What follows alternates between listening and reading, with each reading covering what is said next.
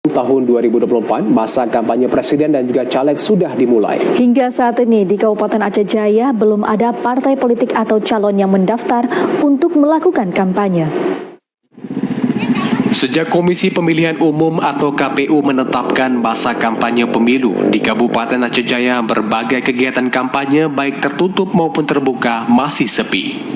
Padahal, sesuai jadwal yang ditetapkan, kampanye telah dimulai sejak tanggal 28 November 2023 dan berakhir pada tanggal 10 Februari 2024 mendatang.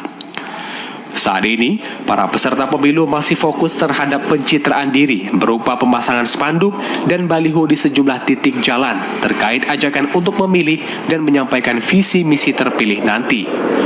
Sehingga KIP Aceh Jaya hingga saat ini belum menerima adanya jadwal pelaksanaan kampanye terbuka maupun tertutup yang akan dilakukan oleh partai politik pada masa pemilu 2024. Ketua KIP Aceh Jaya Hendri Gunawan mengatakan, untuk tahapan kampanye di Kabupaten Aceh Jaya sesuai yang telah ditetapkan dimulai sejak tanggal 28 November hingga 10 Februari 2024 mendatang.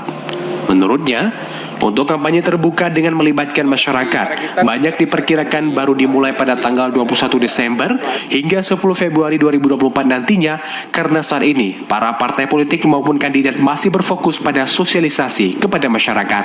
Untuk kampanye kita mulai dari 28 Desember kemarin hingga nanti ke 10 Februari 2024. Untuk partai politik sekarang lagi masa melaksanakan kampanye tetap muka dengan prosedurnya, dan selanjutnya nanti mungkin tanggal 21 hingga 10 Februari itu baru dilaksanakan rapat terbuka. Putusan ini masih menunggu dari partai politik.